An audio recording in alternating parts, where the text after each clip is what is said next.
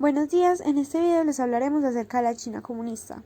Es presentado por Samuel Colorado y Valentina Luján. Mi nombre es Arthur y soy un espía proveniente de Francia, del cual mi misión era investigar todo lo relacionado con China comunista. Bueno, ¿qué fue lo que encontré según mi investigación? De que China era un país capitalista antes de la Segunda Guerra Mundial, pero empezó a tener varias ideologías nuevas por una tal persona llamada Mao. ¿Quién era Mao? Mao era un chino el cual empezó el comunismo en China. Él empezó a tener una guerra en China para poder cambiar de capitalista a comunista. Entonces, debemos tener en cuenta de que antes de eso China ya tenía conflictos civiles, estaba en la guerra civil china. Entonces, aunque estuvieran en los conflictos civiles, Mao se iba a encargar de empezar a influenciarle a todos los chinos de que el comunismo era lo mejor. Pero el comunismo de Mao va a ser diferente. ¿Por qué? Porque el comunismo de Mao va enfocado hacia los obreros. Y también el comunismo de Mao va a ser diferente porque de cierta manera China no va a parecer comunista, va a parecer más un país capitalista por su economía. Aunque también los chinos no van a tener una buena condición de vida. ¿Por qué? Porque entonces solo las personas que tengan demasiado dinero, tengan muy buenos trabajos, van a ser los únicos que van a poder tener como sus cosas propias, porque el gobierno les va a quitar sus empresas, sus propiedades, todo lo que tenían. Y entonces, ¿cuál fue la causa de la separación de China entre unos grupos y otros? La causa de la separación fueron las ideologías. ¿Por qué? Porque muchos chinos se rehusaban a ser comunistas. Entonces, va a haber un chino, el cual se llame Zec, que era capitalista, era un soldado capitalista, y ese va a luchar demasiado para que China no se vuelva comunista. De hecho, va a haber un tiempo en el que logre ganarle a Mao y ese va a quedar en el gobierno. Pero aún así, tiempo después, Mao lo va a volver a sacar y entonces todos los seguidores del capitalismo en China se van a ir hacia el borde de China. ¿Por qué? Porque allá se van a poder reunir y van a tener la fe de que China vuelva a ser capitalista, aunque sabemos que no va a pasar porque incluso actualmente es comunista. Entonces todos los capitalistas que estaban allá reunidos, entonces van a empezar a tener guerras con los chinos que eran comunistas, hasta que esta guerra va a parar por culpa de la Segunda Guerra Mundial. ¿Por qué? Porque Japón va a intentar invadir China y se van a tener que unir entre unos grupos y otros para poderse defender, porque si no sabían que iban a salir perdiendo los dos, ya que Japón los iba a conquistar a los dos grupos. Y entonces, al acabar con esto y que Japón no lo lograra conquistar, la guerra digamos que quedó así, o sea, no quedó finalizada del todo, pero tampoco se siguió con las peleas entre unos comunistas y otros con los capitalistas.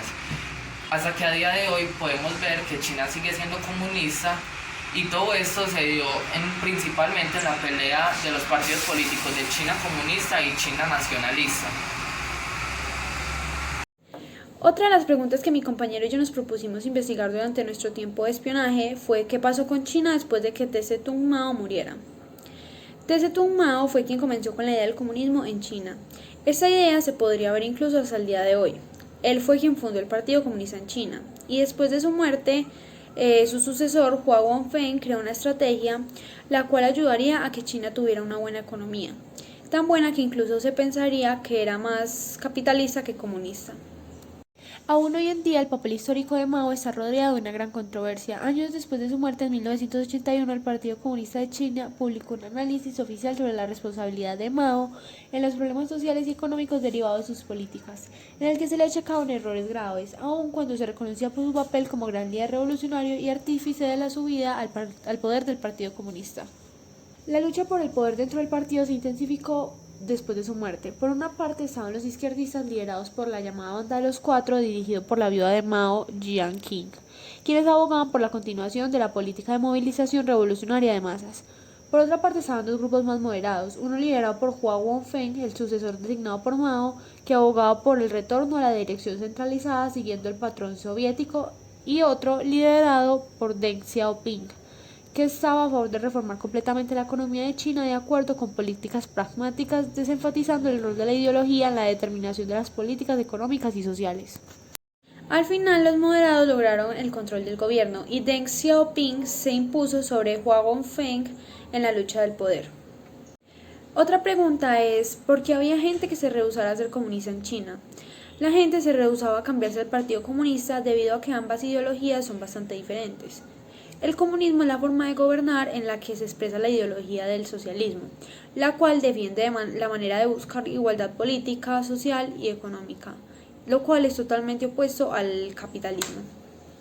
Los líderes de cada ideología, tanto Sun Yat-sen, líder del Kuomintang o Partido Nacionalista China, y Tse Tung Mao con el Partido Comunista Chino, se encargaban de enfatizar en estas diferencias, impulsar al pueblo a pelear por lo que más se acomodara a su pensamiento, creando así un sentimiento en el pueblo de lucha por dicho partido, llegando a tal nivel que parte de la población se movió a Taiwán, donde fundaron la República de China, conocida durante los 2 primeros decenios de la Guerra Fría como la China nacionalista, opuesta a la China comunista, solamente para poder continuar con la ideología que apoyaban. La última pregunta en la cual nos basamos para nuestra investigación fue ¿cómo afectó la Segunda Guerra Sino-Japonesa a China?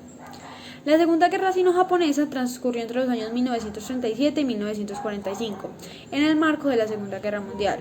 Comenzó cuando el ejército japonés, que ya controlaba Manchuria, inició la invasión del norte y el este de China.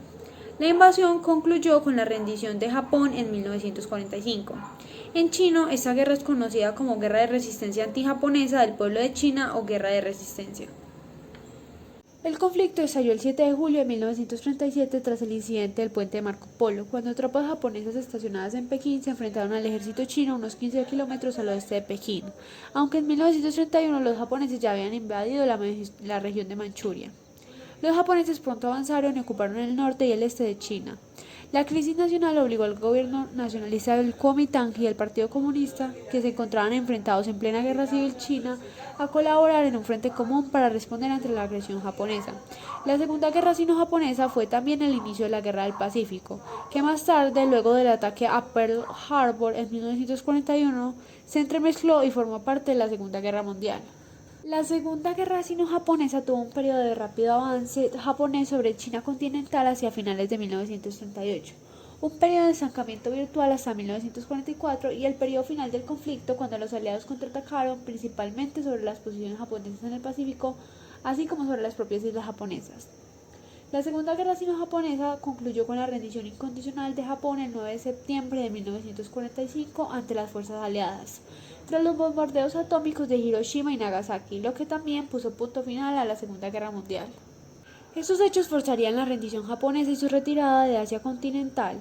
Chiang, el líder del partido capitalista, quedó aparentemente como líder del país, pero el hambre, la destrucción, el desempleo, la inflación y la pobreza generalizada lo habían vuelto bastante impopular. Por otra parte estaba Mao, quien era el líder del Partido Comunista, que había incrementado sus miembros a más de 1 millón y había aprovechado para fortalecerse mientras los nacionalistas soportaron todo el peso de la guerra contra los japoneses. Todo el territorio ocupado, así como Manchuria y Taiwán, volvían a estar bajo soberanía nominal china, y Chiang restablecía el gobierno de Nankín.